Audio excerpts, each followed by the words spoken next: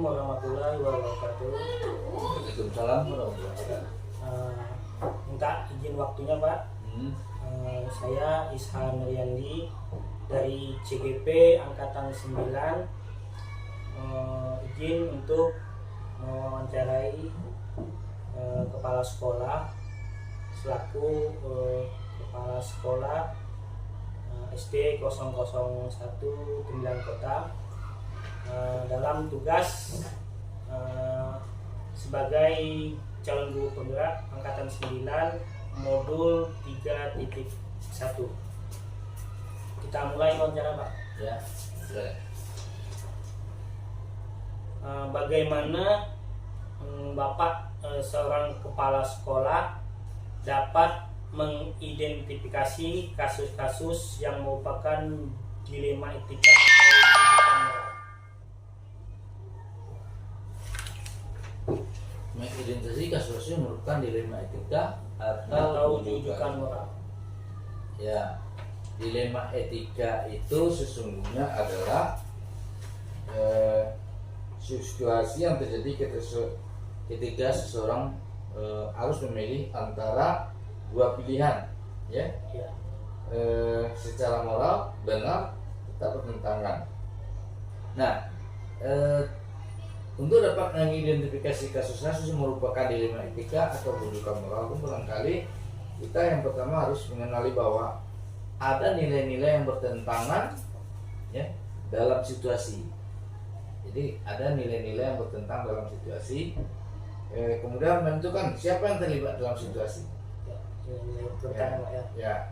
Kemudian kita cari fakta-fakta yang relevan dengan kasus yang terjadi dan kita benar uji benar atau salah.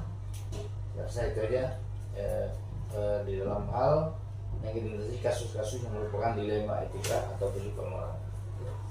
Selanjutnya Pak, bagaimana Bapak selaku kepala sekolah dapat menjalankan pengambilan keputusan, terutama kasus di mana ada dua kepentingan yang sama-sama benar yang Bapak katakan tadi, atau sama-sama mengandung nilai kebajikan?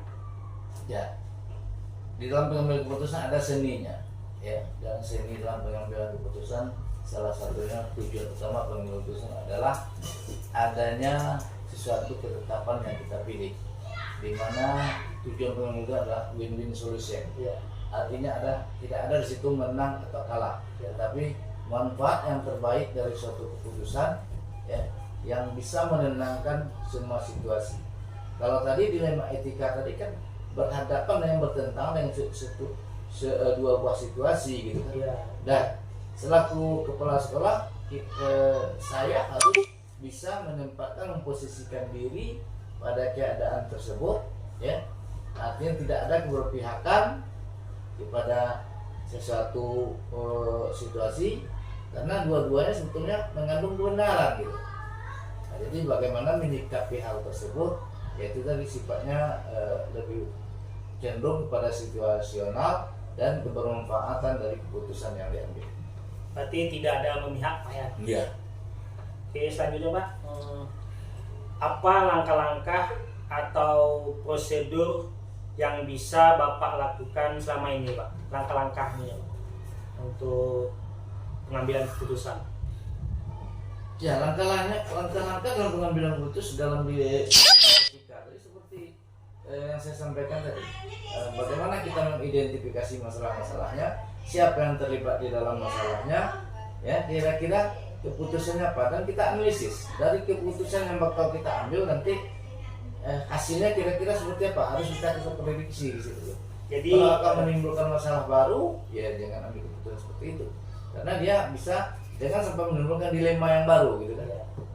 Jadi langkah-langkahnya pertama identifikasi, ya, kemudian siapa yang terlibat, kemudian apa keputusan yang kita ambil, ya, kemudian prediksi dari hasil keputusan. Selanjutnya Pak, hal-hal apa yang selama ini Bapak anggap efektif dalam mengambil keputusan pada kasus dilema etika? Ya, di dalam pengambilan keputusan dilema etika ini, mungkin yang pernah saya lakukan yang paling efektifnya itu tadi, tidak ada yang merasa menang, tidak ada yang merasa kalah, ya kan? Artinya dengan keputusan diambil itu tuh semua merasa, semua pihak, kedua belah pihak itu merasa tidak ada yang merasa dirugikan, tidak ada yang merasa diuntungkan, sehingga itu yang saya sampaikan, pengambilan keputusan bersifatnya win-win solution tadi. Artinya merasa semuanya ada jalan keluar untuk menempuh kedua. Berarti tidak ada menang dan salah Pak ya, tidak ada merasa yang dirugikan seperti itu ya. Lanjut Pak, hal-hal apa yang selama ini merupakan tantangan Pak, tantangan Bapak dalam mengambil keputusan? Ya, tantangannya secara psikologis itu saya harus nimbang-nimbang. Nimbang-nimbang.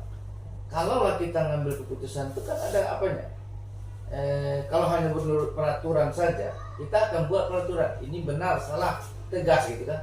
Tetapi ini yang bersifat dilema etika, kedua-duanya mungkin merasa ada benarnya gitu kan. Tetapi kita harus mempertimbangkan. Gitu. Nah, jadi keputusan itu sesungguhnya dengan diam pun itu sudah keputusan. Gitu. Nah, jadi untuk hal ini apa tadi? Tantangan mengambil keputusan. Nah, tantangan dalam mengambil keputusan itu beban psikologisnya gitu kan. Nah, jadi sebenarnya yang saya sampaikan tadi, disitulah letaknya kita bagaimana menimbang, memprediksi dari keputusan yang akan kita ambil tuh. Kalau ini keputusannya kira-kira ada nggak berdampak kepada ini. Nah, jadi kita harus pandai menempatkan diri pada keputusan tersebut. Ya, lanjut Pak ya. Apakah Bapak selaku kepala sekolah mempunyai jadwal tertentu Pak dalam menyelesaikan kasus dilema etika ini? Oh tidak. Tidak. Berarti Bapak langsung menyelesaikan di tempat gitu Pak ya? Dalam misalnya ada kasus di dilema etika, karena itu tadi kita tidak boleh menumpuk kasus, membiarkan kasus. Ya. Kemudian memang ada yang dinamakan manajemen konflik, tetapi di situ juga kita harus hati-hati membuat konflik itu. Tetapi kalau saya selaku pribadi, saya tidak mau konflik itu dipelihara Sampai ke panjang. ya, tetapi memang harus di-manage gitu. Tetapi tidak harus dipelihara sehingga menimbulkan nanti ada suatu saat sebagai ibarat bola salju, dia akan meledak ya.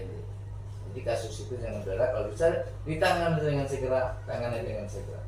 Jadi intinya kepala sekolah selaku Bapak kepala sekolah tidak ada mempunyai jadwal Pak ya. Berarti kasus ini diselesaikan langsung di tempat seperti itu Pak ya.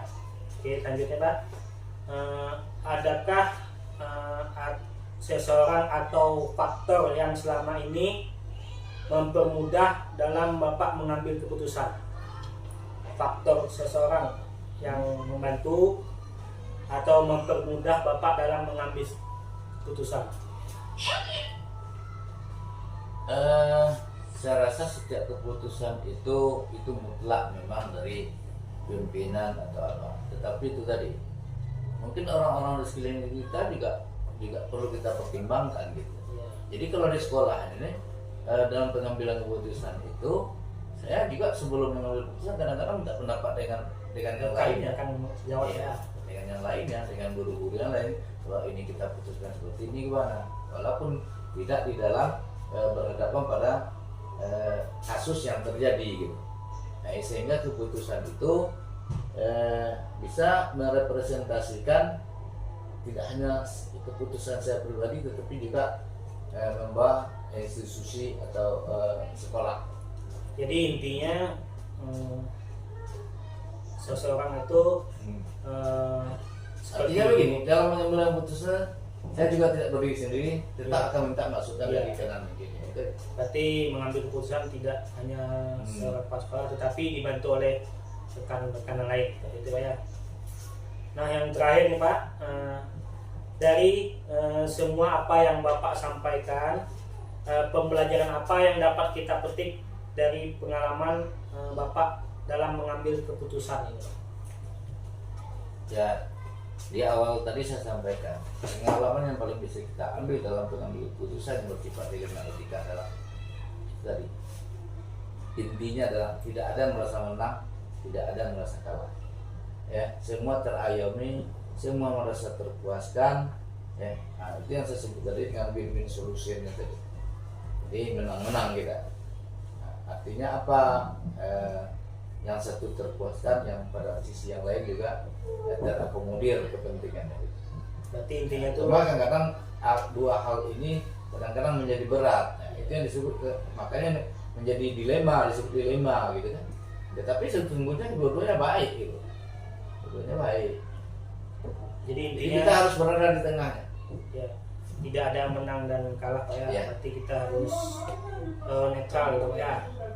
Mengambil keputusan harus bekerjasama dengan tim lain seperti gue. Mungkin itu aja Pak. Pertanyaan dari Yandi untuk tugas modul 3.1 Yandi. Terima kasih Pak atas waktunya. Selamat pagi Pak. Ya.